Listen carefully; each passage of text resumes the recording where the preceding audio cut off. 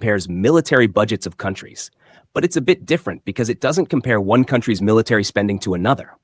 Instead, it compares the US's military spending with the cumulative total of the 9 other countries' military spending that are all on the top 10 list of biggest spenders.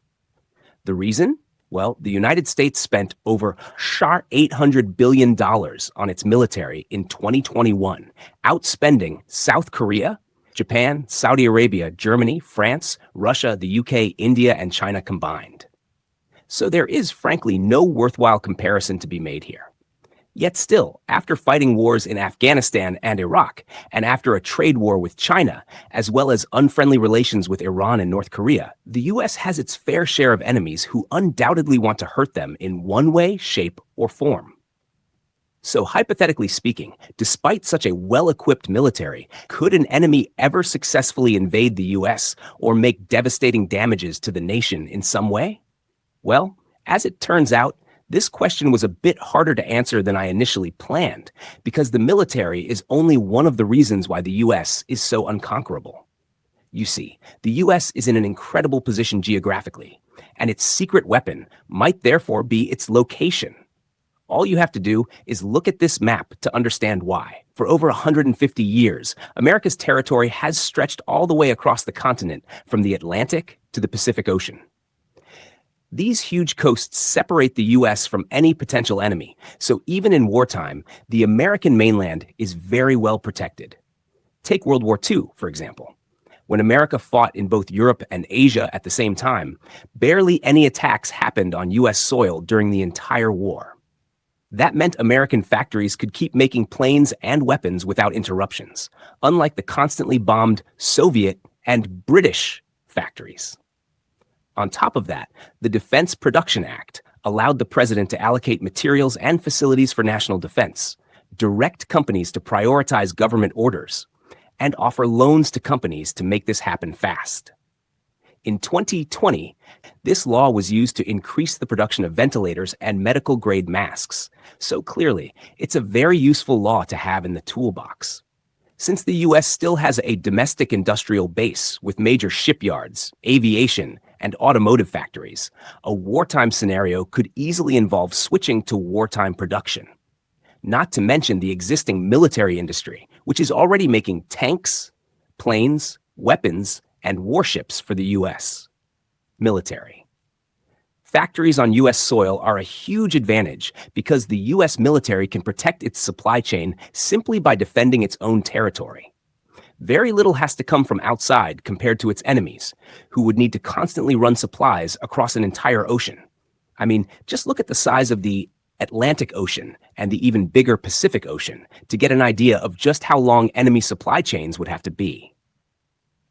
Not to mention the fact that with today's satellites, it would be trivially easy to spot an invasion coming from thousands of miles away and take out enemy shipments before they ever reach the US coast. Critical in any war, and the US military is well known for its excellent logistics capabilities. They have the added advantage of the 45,000-mile highway system, which was designed with troop movements in mind. On top of that, the US has 140,000 miles of freight railway infrastructure. Now sure, this can be a double-edged sword, as enemies could use this infrastructure to penetrate into America's heartland, and infrastructure could definitely be a weak point if not properly guarded. A good example of this would be this pipeline that runs over 5,500 miles from Texas to New Jersey and carries nearly 45% of the East Coast's fuel supply. In May 2021, a cyber attack shut down the pipeline for 5 days. And this isn't a fluke either. China and Russia both support cybercrime groups that regularly attack government agencies and companies. The former head lawyer for the NSA, Stuart Baker, told the Washington Post, "We're fighting the cyber equivalent of a land war in Asia every day." But America's infrastructure is more than just highways and internet cables. Back in the day, another kind of highway already connected the Midwest from north to south, the Mississippi River. The connected Missouri River is the 4th longest river system in the world. So yeah, this river has always been crucial to connecting the economies of major cities like New Orleans, Minneapolis, and St. Louis. Today, the river is still used to ship goods across America, so during an invasion, the Mississippi could likely help move troops and weapons too. What's impressive about the US's geography is how challenging it makes the US to conquer. And that might have to do with the diversity of terrains, like deserts, swamps, and mountains. The Appalachian Mountains in the east and the Rocky Mountains in the west serve as major barriers to inland invasion, and the Great Lakes in the northeast form yet another barrier. The result is that the flatter areas along the southern border seem like the best entry point, but the U.S. compensates for these weaknesses with huge numbers of troops stationed in California and Texas. The coasts aren't any easier to invade, with hundreds of thousands of troops stationed in military bases. Not to mention the fact that the U.S. has peaceful relations with its neighbors to the north and south, which both have smaller populations and militaries. If any turmoil was to unfold to the east and west, the U.S. has no neighbors, as previously discussed, a fact which has led America to focus on other things instead of imminent invasions. On top of that, the NATO treaty requires European and Canadian allies to come to America's defense if it's ever attacked. Oh yeah, and in addition to its current military personnel, the U.S. still maintains the Selective Service System. See, all males from 18 to 25 have to sign up for a lottery to be drafted in the case of a national emergency. During the height of World War II, the U.S. drafted over 3 million men per year. So this system could potentially expand the U.S.'s military personnel by several million. And we're not even done yet, because besides all this, an invasion is still very unlikely for another reason: the Pentagon's unrivaled resources. As I mentioned in the beginning, the U.S.'s defense budget is unrivaled.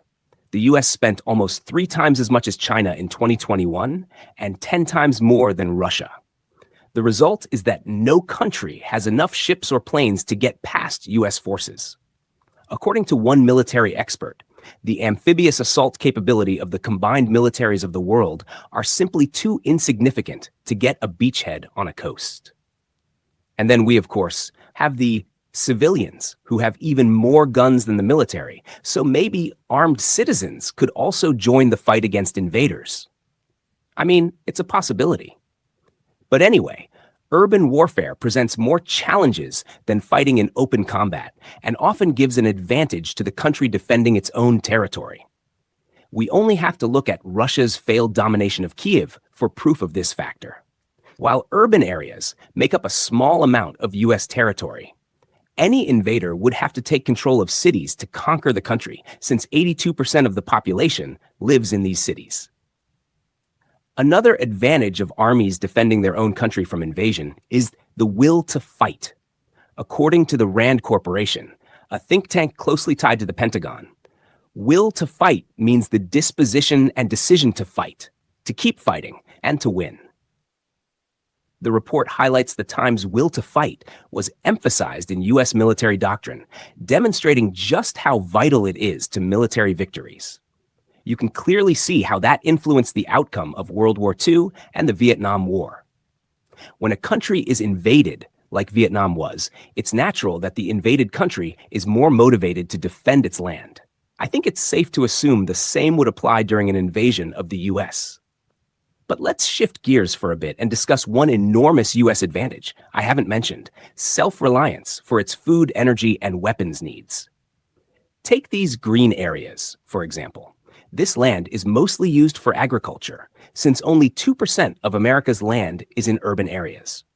This low-lying land is a major reason why the U.S. is nearly self-sufficient in agriculture and even exports food to many countries around the world. It also explains why America now actually has the most arable land in the world. That's right, the U.S. has more arable land than India and China. What's more surprising is that India is only a third the size of the U.S., and China is slightly smaller, but can only sustain large populations near its east coast. The crazy thing is that both of those countries have over 1.3 billion people, or about 1 billion more than the U.S. population.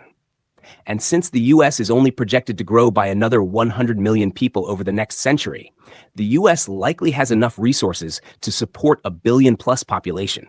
But they don't need to. As for energy, the US also has impressive amounts of petroleum and gas, especially in parts of Texas.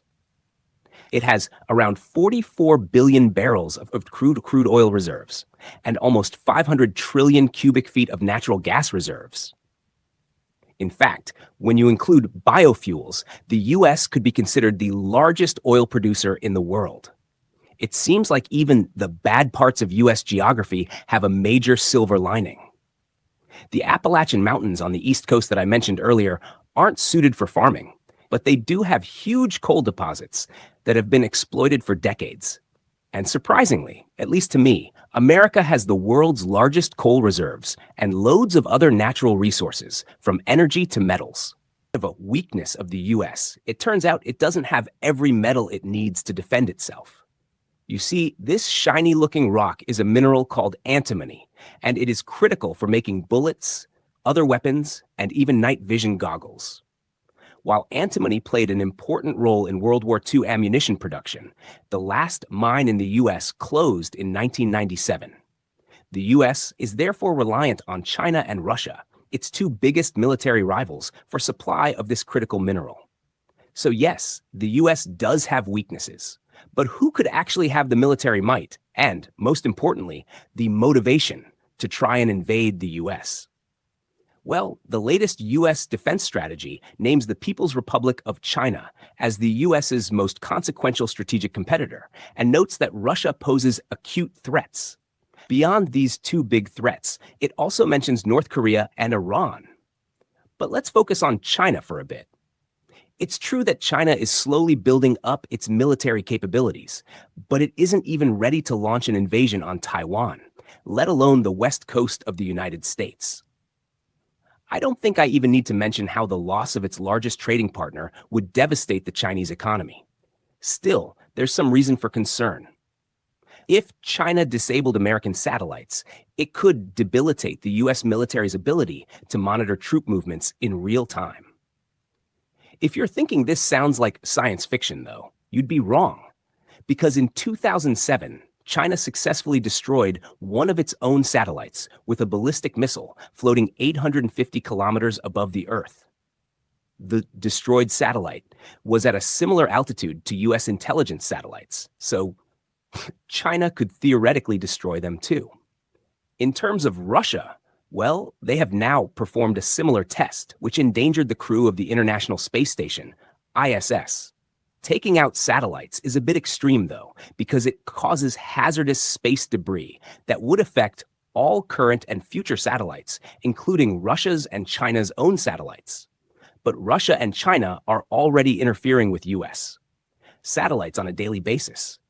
They're just using lasers and jammers instead of trying to shoot them down. What is even scarier, though, is China's recent investments in AI and quantum computing, which could change the future of warfare. I mean, imagine how hard it would be for the Pentagon to strategize against an enemy using an AI supercomputer to calculate decisions in milliseconds. But if we look at Russia for a second, their military has turned out to be much more disorganized and incompetent than we imagined before their invasion of Ukraine in early 2022. Still, they're definitely a force to be reckoned with nearly 1 million troops, thousands of vehicles, and specialized hacker units. As for other potential attackers, North Korea, for example, may boast that their nuclear weapons can reach the US mainland. But owing to their low budget and antique equipment, there's no way they could invade the entire US. Iran is a similar story, except that they don't yet have a nuclear warhead, although they're not far off. Realistically speaking, both countries use nukes to preserve the regime rather than actually use them against their enemies. Cuba and Venezuela are two other enemy nations in the US's backyard, but their troop numbers and military budgets are hardly enough to invade the United States.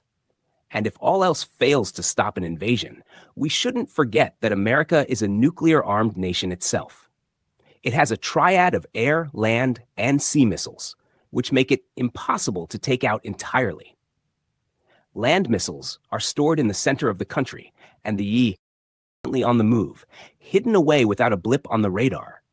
Since the Cold War, though, nuclear weapons have acted more as a deterrent rather than a direct threat. You see, the principle of mutually assured destruction, MAD, essentially means anyone who uses a nuke will get nuked back, launching a chain reaction of nuclear warfare, eventually obliterating Earth and ending humanity. But just for fun, let's compare nuclear arsenals. All right, so the US and Russia currently have around 5,000 nukes, with around 1,500 deployed at heavy bomber bases and on intercontinental missiles. And then we, of course, have China. It has a couple hundred nuclear weapons, but none of them are deployed. Now, these numbers might seem high, since they can literally eradicate humanity.